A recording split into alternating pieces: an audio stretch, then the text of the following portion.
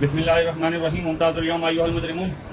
عمران خان صاحب نے کل اڈیالہ جیل میں صحافیوں سے بات چیت کرتے ہوئے صاف صاف اس غلام کا نام لے کر بتا دیا ہے کہ پچھلے 2-3 سال کے اندر پاکستان میں جو سنگین انسانی حقوق کی خلاف ورزیاں ہوئی،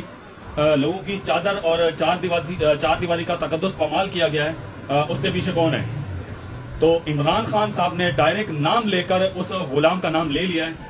اور اب اگر عمران خان صاحب یا ان کے گھر والوں میں سے کسی کو کچھ بھی نقصان پہنچتا ہے تو قوم یاد رکھے کہ اس کے پیچھے کس کا ہاتھ ہوگا، اور قوم کو وہ نام اپنے ذہن میں رکھنا چاہیے۔ اگر ان لوگوں نے عمران خان صاحب یا ان کی بیگم کو کوئی بھی نقصان پہنچانے کی کوشش کی تو قوم ان کا نام ذہن نشین کر لے کہ یہ کون ہو سکتے ہیں۔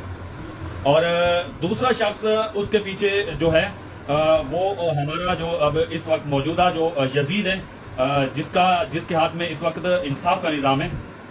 جب یہ بندہ نون لیگ کی حکومت کے اندر قومی اسمبلی میں آ کر بیٹھ کے سیاسی تقریر کر رہا تھا اور فرما رہا تھا کہ سیاست میرا ٹاپک نہیں ہے،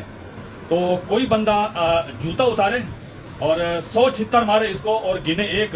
اور پھر اس سے یہ پوچھے کہ اگر تیرا سیاست سے کوئی تعلق نہیں ہے تو یہاں قومی اسمبلی کے اندر تو یہاں ٹماٹر خریدنے آیا ہے۔ مطلب اس یزید ابن یزید نے جو پچھلے 75 سال میں تو بہت یزید آئے اور بہت گئے، مگر اس یزید نے جو اپنا نام روشن کر لیا ہے، اس کی ماضی میں کوئی مثال نہیں ملتی۔ مطلب پاکستان کی عدلیہ کا جو اس وقت 139واں نمبر ہے وہ بالکل ٹھیک ہے، کیونکہ اس کرسی کے اوپر یعنی کہ انصاف کی جو ملک انصاف کی جو سب سے بڑی کرسی ہے، اس کرسی کے اوپر اب تک کوئی انسان کا بچہ آیا ہی نہیں، اور اگر کوئی آیا تو وہ یزید ابن یزید ہی آیا، اور اسی وجہ سے پاکستان دنیا میں انصاف دینے میں 139واں نمبر ہے۔ اور آپ کو بالکل ٹینشن لینے کی ضرورت نہیں ہے، آپ کا کپتان بالکل ڈٹ کے کھڑا ہے، 1 انچ پیچھے ہٹنے کے لیے تیار نہیں ہے، اور یہ جو غلام ابن غلام انہوں نے دن رات ایک کیا ہوا ہے، اس کی مقبولیت کم کرنے کے لیے وہ 1 دن کا بھی کم نہیں کر سکتے عمران خان صاحب کی مقبولیت میں۔ تو 100 شاہد آفریدی لے کر آئیں اور ہزاروں اس طرح کے اور ٹاؤٹس لے کر آئیں، مگر اس سے عمران خان صاحب کی مقبولیت کو نہ فرق پڑنا تھا اور نہ آگے فرق پڑے گا۔ اور لگاؤ زور،